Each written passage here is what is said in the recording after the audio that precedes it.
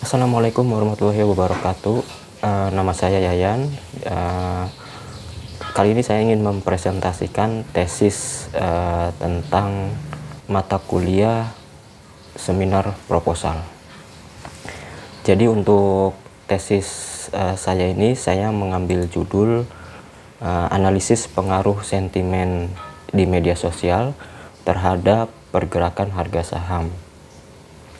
Nah, jadi ide dasarnya adalah bagaimana sentimen di media sosial tersebut, khususnya di media sosial Twitter, apakah akan berpengaruh terhadap pergerakan saham suatu perusahaan.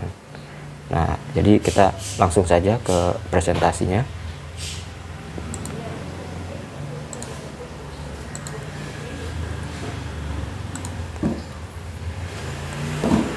Oke, ini adalah presentasi saya untuk mata kuliah seminar proposal. Jadi di sini saya mengambil judul analisis pengaruh sentimen di media sosial Twitter terhadap pergerakan harga saham. Untuk bab satunya atau pendahuluannya ya, di sini jadi berdasarkan dari survei yang telah dilakukan oleh APJI bahwa pengguna internet di Indonesia itu semakin meningkat, dan inilah yang menyebabkan akses seseorang ke internet itu lebih mudah, karena sekarang infrastrukturnya sudah sampai ke pelosok-pelosok di Indonesia. Lalu di dalam sebuah penelitian juga menunjukkan bahwa hampir 87,4% para pengguna internet tersebut banyak mengunjungi situs media sosial. Nah, untuk media sosialnya tersebut, salah satunya adalah untuk mengekspresikan opini ya, atau pengalaman pribadinya. Dan berkaitan dengan tesis saya ini, bahwa di dalam sebuah berita ada seorang artis Kylie Jenner. Nah, dia men-tweet tentang aplikasi Snapchat. Tiba-tiba saja aplikasi Snapchat itu sahamnya turun ya, karena tweet yang dilakukan oleh Kylie Jenner ini tweet yang berdampak negatif ya, atau bersentimen negatif, dan itu membuat saham Snapchat langsung turun. Lalu pada kasus lainnya, Elon Musk. Nah, Elon Musk ini sempat mengklarifikasi di dalam sebuah tweetnya bahwa Tesla itu bekerja sama dengan Panasonic dan bukan dengan Samsung. Nah, seketika itu juga saham Panasonic langsung meningkat dan saham Samsung menurun. Nah, ini adalah salah satu contoh bagaimana tweet atau sentimen yang ada di Twitter itu bisa mempengaruhi pergerakan sebuah atau pergerakan dari harga saham. Untuk studi literaturnya, di sini ada 3 studi literatur. Jadi yang pertama ini tentang PSBB yang dilakukan oleh pemerintah. Jadi bagaimana sentimen masyarakat terhadap PSBB yang dilakukan oleh pemerintah. Sentimen ini juga untuk dilakukan menghitung atau ada pengaruhnya tidak terhadap pergerakan IHSG, karena selama PSBB itu perekonomian dan hampir tidak bergerak cepat. Nah, dari penelitian ini maka dilakukan penelitian apakah ada pengaruhnya dari sentimen yang dilakukan oleh masyarakat terhadap pergerakan saham yang ada di IHSG. Metode yang dipakai adalah regresi logistik, K-nearest-neighbor, random forest, dan naive Bayes.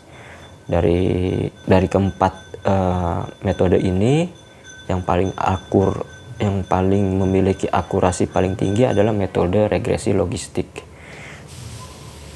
Lalu untuk studi literatur yang kedua, ini tentang bagaimana caranya menanggulangi komentar negatif yang ada di media sosial, khususnya terhadap sebuah perusahaan. Nah, di sini ada sebuah perusahaan ingin melakukan counter terhadap sentimen negatif dari media sosial Twitter. Metode yang dilakukan adalah metode KNN. Jadi untuk hasil dari analisis ini atau dari penelitian ini adalah bahwa untuk sentimen negatif itu memiliki nilai korelasi sebesar 0,46, atau ini dengan kata lainnya tidak ada keterikatan satu sama lain ya. Jadi antara sentimen negatif dengan pergerakan saham di perusahaan tersebut tidak memiliki keterkaitan. Sementara untuk sentimen positif menghasilkan nilai regresi korelasi sebesar 0,02. Jadi artinya memiliki keterikatan satu sama lain. Jadi artinya positifnya meningkat, harga sahamnya juga meningkat. Kalau sentimen positifnya sedikit, maka harga sahamnya juga akan turun.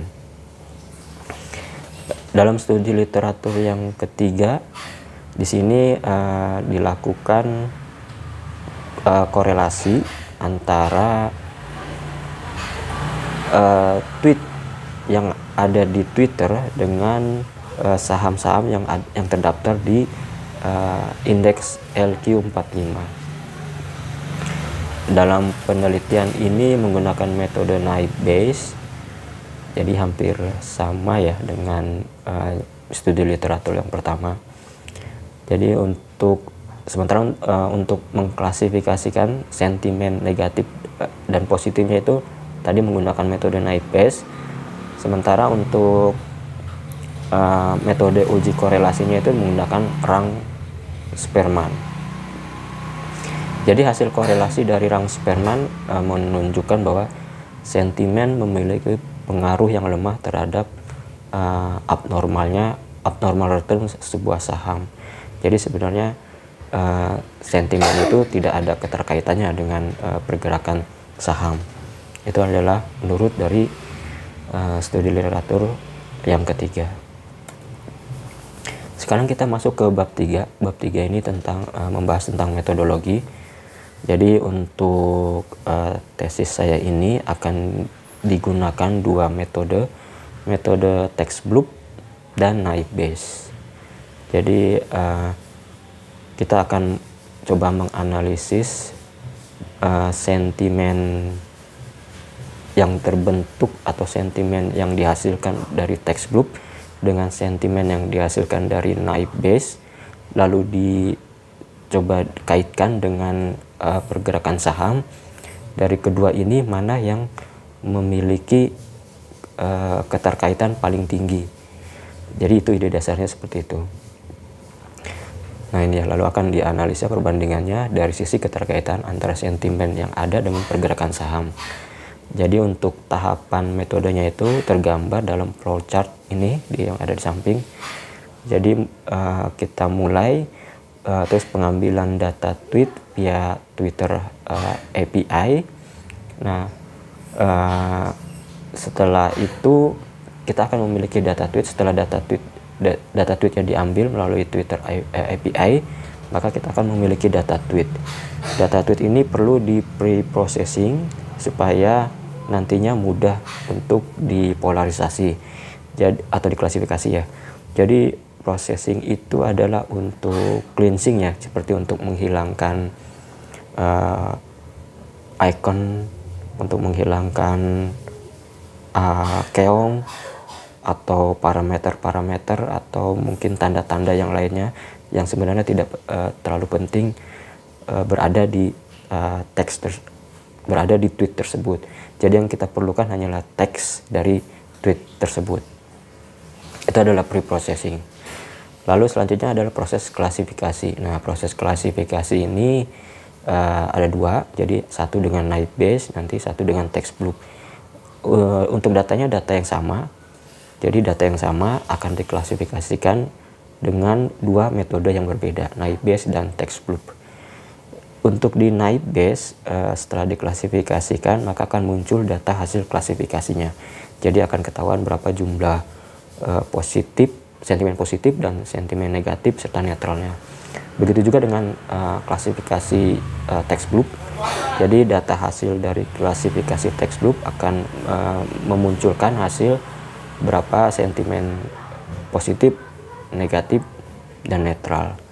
Nah, baru setelah selanjutnya dari hasil tersebut akan dikomparasi. Data yang dipakai merupakan data hasil tweet atau biasa yang disebut dengan data crawling. Nah, data crawling ini data yang real secara langsung dari Twitter pada saat itu.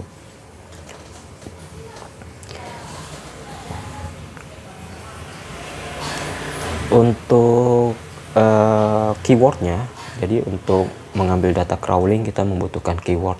Di sini ada 3 keyword yang akan kita ambil,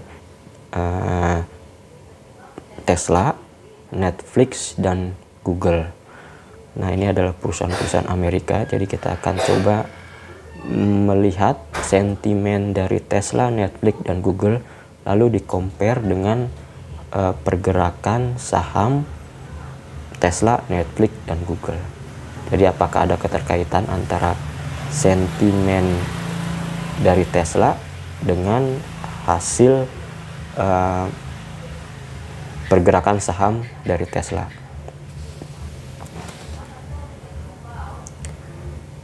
Oke, kita masuk ke desain algoritma. Nah, untuk desain algoritmanya ini saya langsung saja ke Python, bahasa pemrograman Python. Nah, di sini sudah muncul ya codingannya. Jadi ini adalah untuk sentimen analisis dengan menggunakan metode text bloop. Nah, di sini kita coba import library text bloop, ada di sini. Nah, ini adalah tweet API. Jadi ini adalah key yang saya gunakan untuk mengambil data dari tweet. Ini authentication-nya. Nah, ini adalah hasil tweet selama seminggu ke belakang. Jadi ini adalah hasil tweet selama seminggu ke belakang dengan keyword Netflix. Ini contohnya untuk keyword Netflix ya. Ini contoh untuk keyword Netflix. Nah, untuk keyword Netflix hasil sentimen selama 7 hari ke belakang. Nah, ini adalah data crawlingnya. Jadi di sini banyak data tweetnya selama 7 hari ke belakang yang berkaitan dengan Netflix. Di sini sentimen resultnya untuk positif 32 ini jadi positifnya itu 35%, netralnya 52%, dan negatifnya 11%. Jadi netralnya masih tinggi ya, sementara negatifnya rendah. Nah, ini adalah untuk mengambil data saham dari Yahoo Finance. Jadi di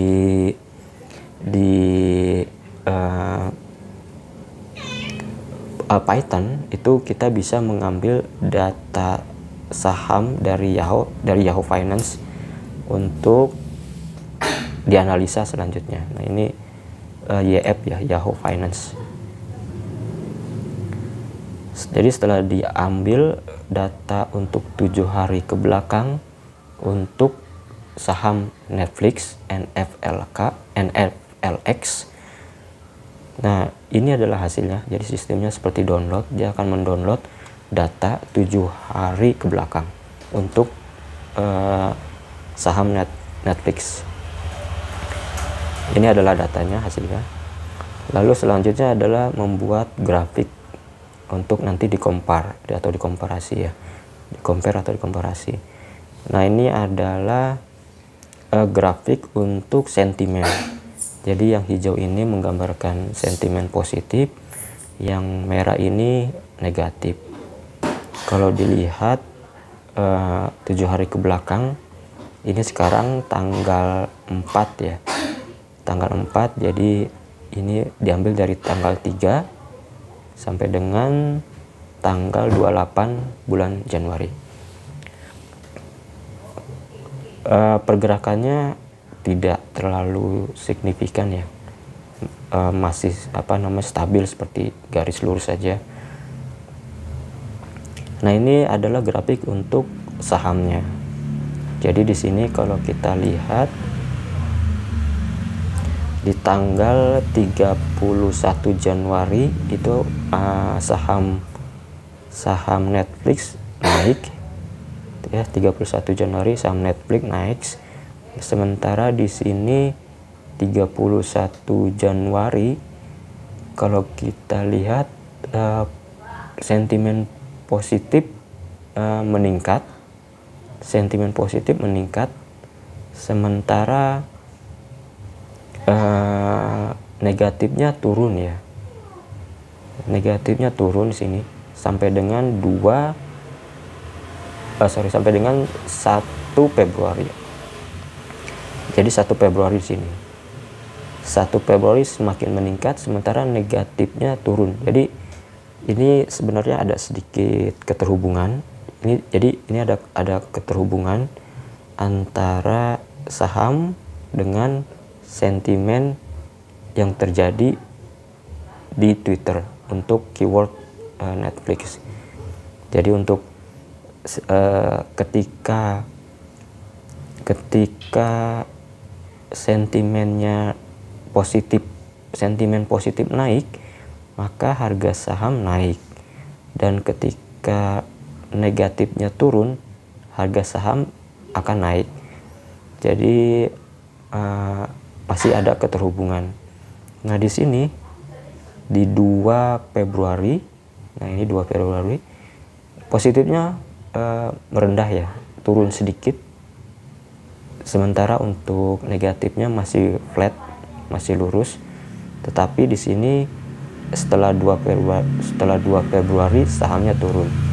Jadi karena positifnya turun, Februarinya sahamnya juga turun dimulai di tanggal 2 Februari. Ini analisa dari perbandingan dari sisi grafik antara grafik sentimen dengan grafik saham. Ini adalah gambaran kira-kira nanti tesis yang akan saya buat seperti ini. Untuk naik base belum saya buat untuk codingannya, masih dalam proses. Karena ada beberapa yang masih perlu saya pelajarin untuk codingan Python-nya. Jadi untuk sementara untuk menggunakan TextBlob sudah selesai, sudah jadi. Tinggal nanti ketika naik base juga sudah jadi, nah akan dilakukan komparasi antara naik base dengan TextBlob. Sekian untuk presentasi tentang tesis saya. Semoga tidak ada perubahan, jadi tetap akan menggunakan ini. Dan mungkin apabila ada masukan dari Bapak Agung selaku dosen pengampu, semoga itu bisa menjadi masukan yang berguna buat saya, dan bisa saya perbaiki lagi ke depannya tesis saya ini. Terima kasih. Wassalamualaikum warahmatullahi wabarakatuh.